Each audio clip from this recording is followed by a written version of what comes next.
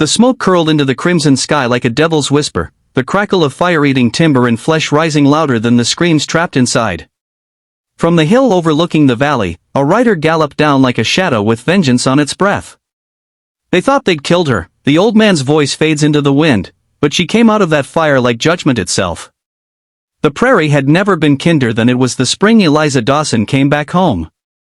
After 10 years back east trying to build a life away from the harsh ranch lands of Dakota Territory, she'd returned to the Dawson homestead with her young son, Luke, hoping to give him the kind of upbringing her father gave her: honest work, wild freedom, and the strong roots of family.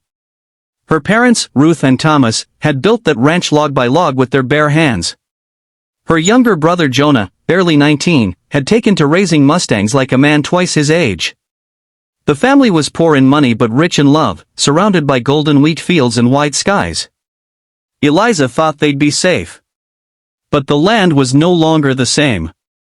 The railroad men had come, and with them, greed. Big cattle outfits and land barons had begun swallowing every square foot of prairie.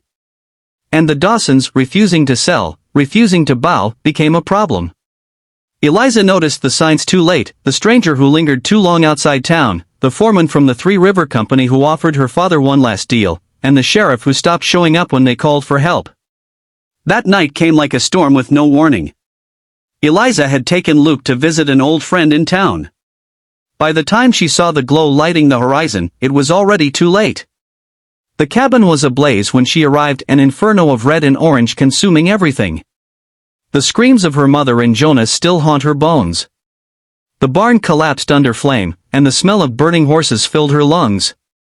And in the silhouette of that fiery hell, she saw them, men on horseback, laughing, riding away with torches still in hand. She fell to her knees. Her home, her family, gone. But when she looked at Luke, asleep in the wagon, untouched by the horror, something inside her didn't just break. It sharpened. The next morning, she stood in the ashes, soot on her face, clutching her father's old Winchester rifle. She buried her family with her own hands. The town preacher offered her prayers, the sheriff gave her silence, and the men in town whispered, "It's over." But Eliza wasn't mourning anymore. She was hunting. The first name she found was Brant Coyle, a hired gun who'd done dirty work for Three River before. She tracked him to a saloon in Shelby Junction, walking in like smoke with the rifle slung across her back and fury in her eyes. He was drunk, bragging about a prairie cleansing job. He laughed when he saw her. He didn't laugh after. Word spread. The Dawson woman's on the warpath.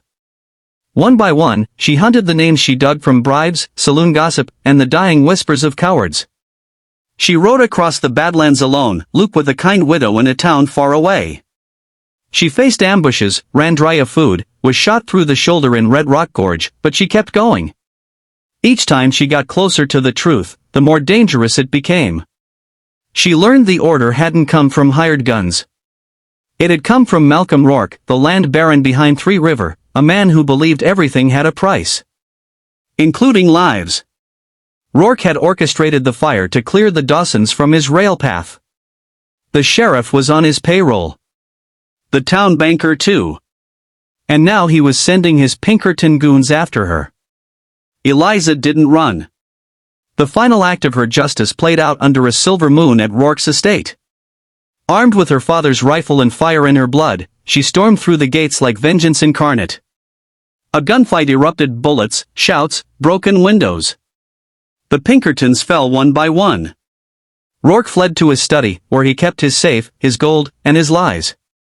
Eliza found him trying to load his pistol with trembling hands. "I warned your father," he said, eyes wide. She stared at him, then said the last words he ever heard. "And now I'm warning every man like you." The trial that followed was messy. The town tried to bury the truth, but too many people had seen her survive what no one should. The widow who raised Luke told the story. Townsfolk finally spoke. A few brave lawmen stood up. Malcolm Rourke's crimes were revealed. His empire began to crumble. Eliza didn't wait for a verdict. She took Luke and rode west to land untouched by greed, to a place she could build again. And the legend grew. Of the woman who rose from the fire. Who buried her family, then her fear. Who faced men with guns and a system built to silence her, and burned through it all. Eliza Dawson never sought glory. She only wanted justice. And for every mother, every sister, every widow watching from behind windows and locked doors, she became something more. A spark. A promise. That the fire may take everything. But it can never take the fight.